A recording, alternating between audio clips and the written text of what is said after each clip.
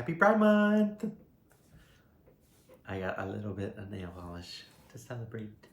I did that actually weeks ago, and it has it's still on there, but it's chipped a little bit. That's pretty cool. Pico, say hi. She wanted to be on camera today. I'm hoping by the time I get to these categories, she has sat somewhere else. But I'm never gonna stop you. You can do whatever you want. So we are 26 plays down, and that officially marks us at almost halfway there. 26, doubled is 52, we're doing 53. So we're so close to halfway, guys.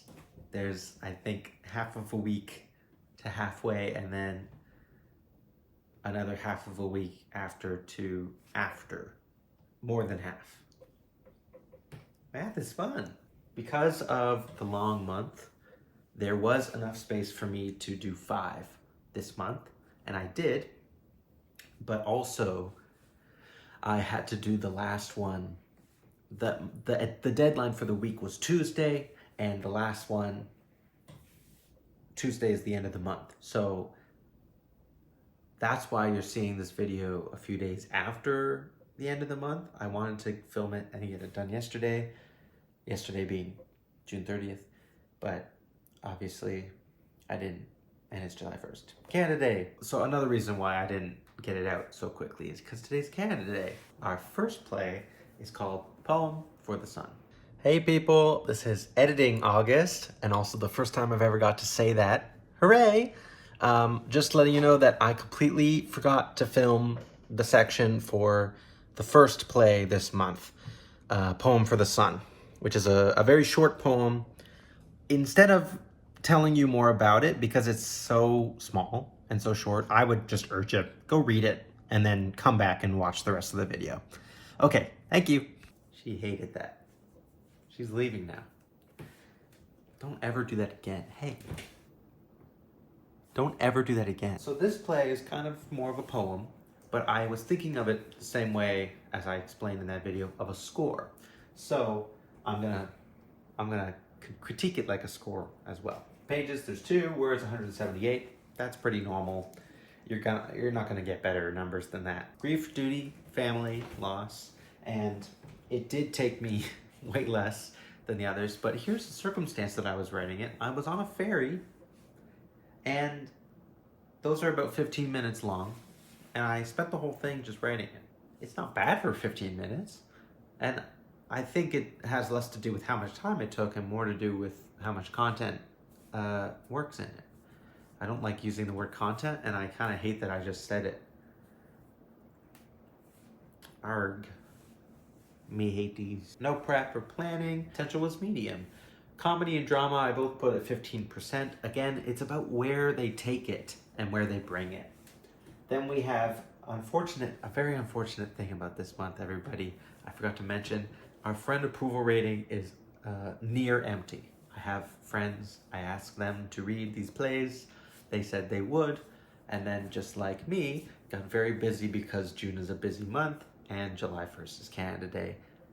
None of them did it, except for good old reliable Lux. Lux reviewed our 3rd play today, so everybody, big hand of applause. Big round of hands for Lux. There's no friend approval rating, but costumes, I think I wanted to evoke a bird thing.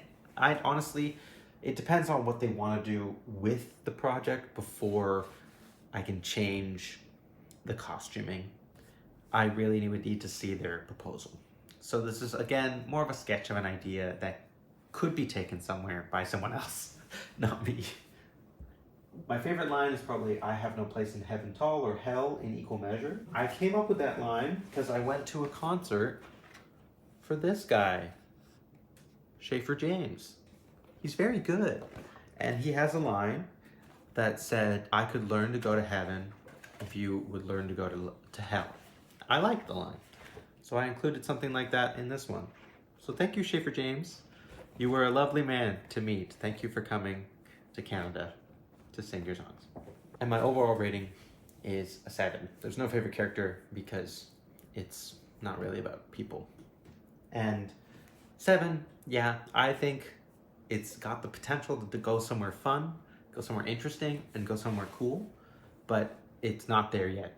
Obviously, it's my crappy little version of it. So I think it needs more to be up higher. Our next play is week 2. You're gonna see how fun that week was for me in the next clip. Show them the money. Hey people, it's a scary time out there. It's especially scary because of all of the bombs. There's a lot of bombs happening in specifically in the Middle East right now, and it's frightening. It's terrifying. I can't do much.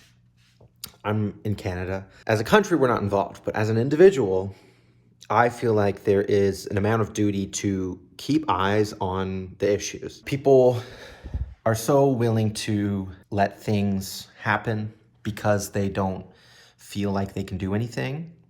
And I don't agree with that. I think there are actual plausible ways that you can support the people who are in need right now. And you can do it without having to compromise your ideals. Because honestly, if you're compromising your ideals to save people, then maybe your ideals are not in the right spot. I'm saying all this because the play that I wrote this week has to do with that. It's my imagining of the fear and the thought process that happens when you're stuck and you can hear bombs, you can hear fighting, and you're not sure what to do. The 2 characters who I write about, they're struggling because one of them thinks they need to stay where they are, stay put, stay safe, and the other one wants to go save their sister, and save their sister as in like go try to find them. And it becomes this conversation about what is more noble, what is your duty in these hard moments. I'm trying to understand the experience because I do understand what it is to be scared, and I do understand what it means to fight for your life. I will keep thinking about it. And I'm not going to stop, and I'm not going to stop trying to do my best. So I think this month, in my description of this video, there's also going to be some aid spots that you can go to, that you can look at. I know my videos don't have any views right now, but it's something that's going to make me feel like I'm aiding in the effort and not just talking about it to take advantage of it. These are the kind of worries that I'm having, but honestly, it would be selfish of me to think that this is the type of thing that's going to affect me badly at all. It's not. It's not affecting me badly. Maybe this play can help some people in a way I'm not expecting. So a really serious look at a play with this one. I wanted to really empathize with an experience. I'm aware of who I am and what I look like and where I live and how that means I can't affect things in the world as much as I want to. But I know that there are some people who aren't considering this as something that's actually happening. And I at least wanted to help in the way that I can by writing something that means something. So I definitely think if I wanted to put this out into the world, I would add more to it because it needs more substance, more perspectives, and definitely more eyes on it than just mine. But I do think it's a worthy play to have attempted. And I'm proud of myself for doing it, and I hope it can help me get somewhere where I can do something else that means more. So it's got 5 pages, 797 words. It's about family and crisis and decision.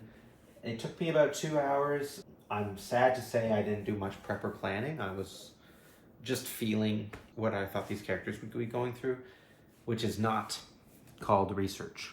That's not research. That's just me feeling ideas. I need to do research about things like this.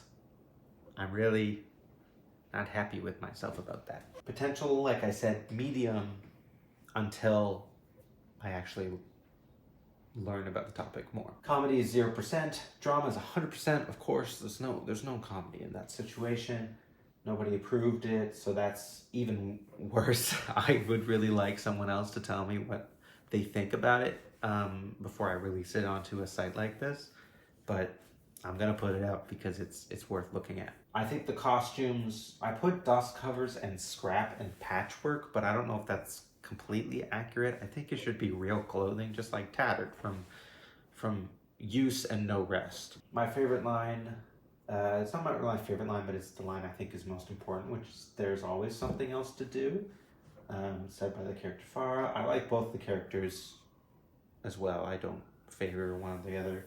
And I gave it an overall rating of 8, but I would want it to have way more to it. I just think it's a good start. I'm gonna let you leave that siren by going to look at the next play. We call it Pigeon Kingdom, a land of the birds. That's what I was thinking about when I wrote this week's play, Pigeon Kingdom.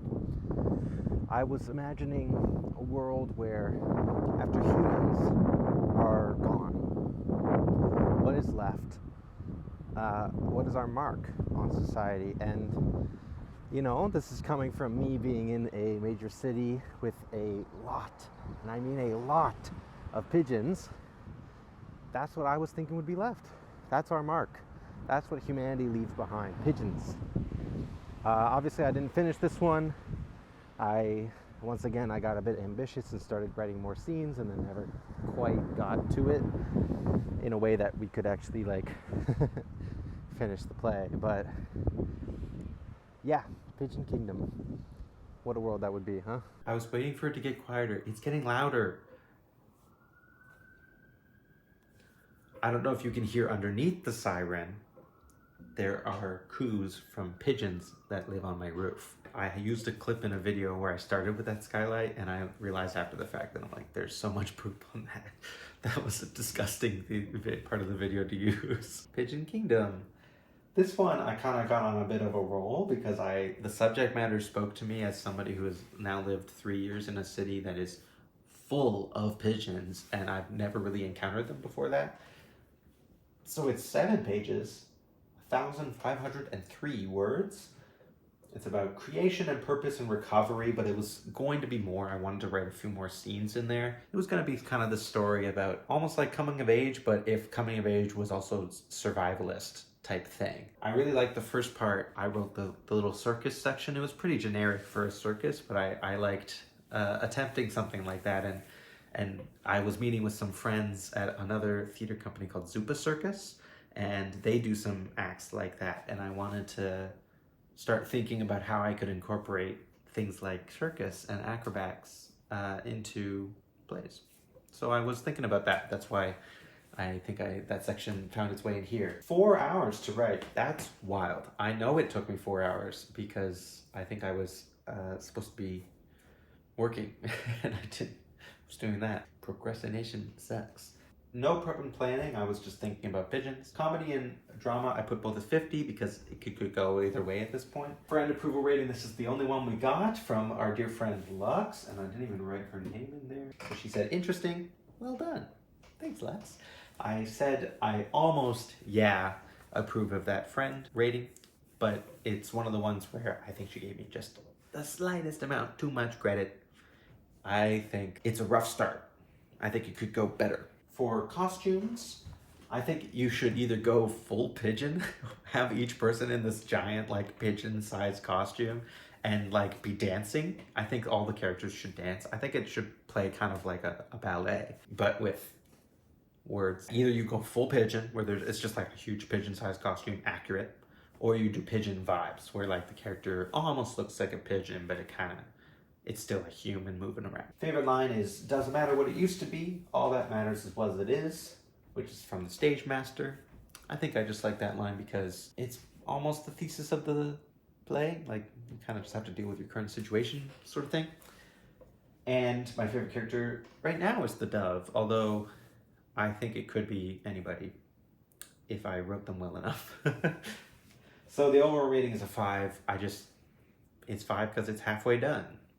I should have wrote more. 5 also because I didn't really write any of the circus acts, and that's kind of lazy. Let's kick it off to me, and I believe I'm in a garden trying to be all creepy. I don't remember looking at the angle of this shot after I did it, so you tell me right now, how dumb does this look? Hey, friend. What are you doing down there? You look lost.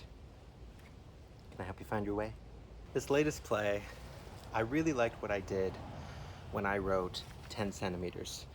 A play about vengeance, a play about having events in your younger life prevent you from living your older life. So I wrote something on the same vein with the same idea, except this time, instead of focusing on a character that I had made up who had all these events happen to them, I wanted to take from my own life a little bit more. So this play, which I called The Animals Affirm Me, focuses on a character who has got an adversary of theirs, a high school bully, where they want him, essentially.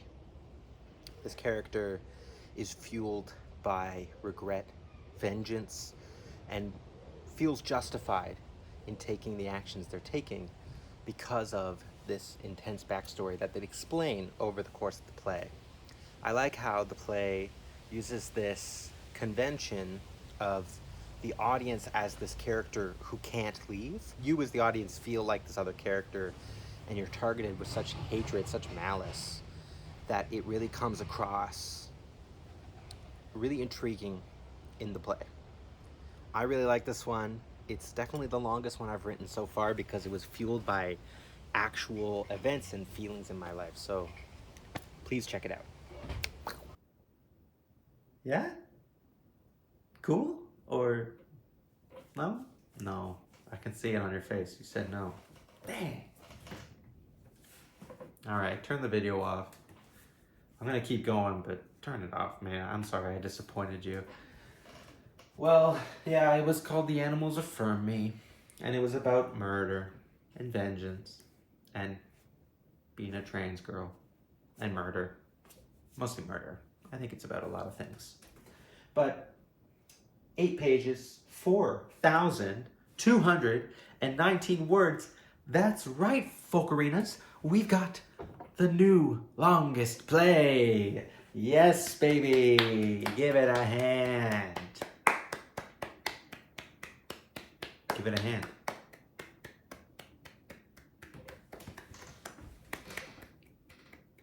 Give it a hand.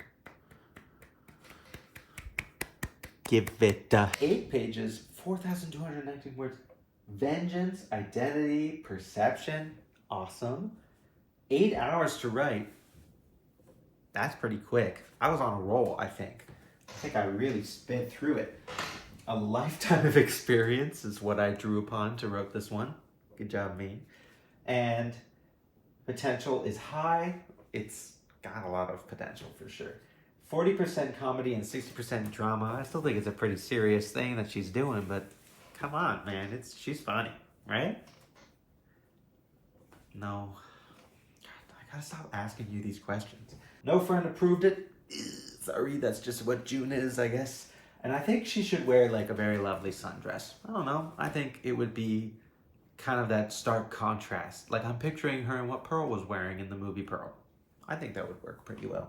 And my favorite line is, "That's a real masculine trait, by the way, leaning on others when you need to." I think, speaking facts. Of course, our main character, the only character, is gonna be my favorite character. And overall rating, I don't know if I've done it yet. I gave it a 10. I love this play. I think it's so fun and cool and kind of insane. And that's a little bit of the point because it's about me. And I am an insane person. I've been really stingy with these 10s. So I really want to celebrate the fact that I wrote one that I truly believe is high quality and complete. And of course it's complete.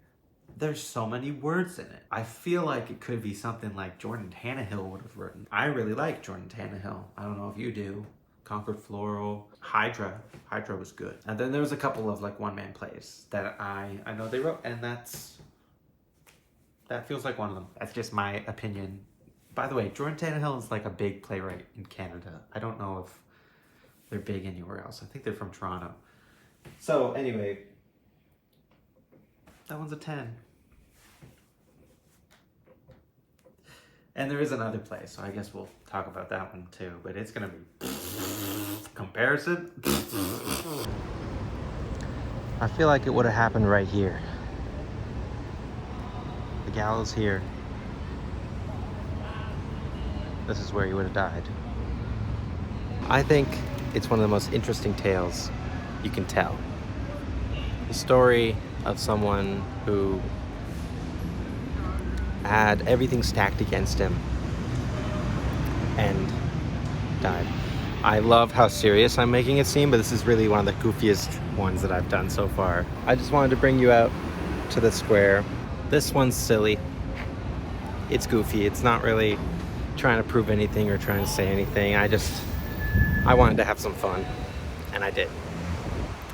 It's called Hangman's Tale. Check it out if you can. And enjoy the summer. I was just looking at the name again. I called it Hangman's Tale. I totally ripped that from A Handmaid's Tale. I'm so sorry, Margaret.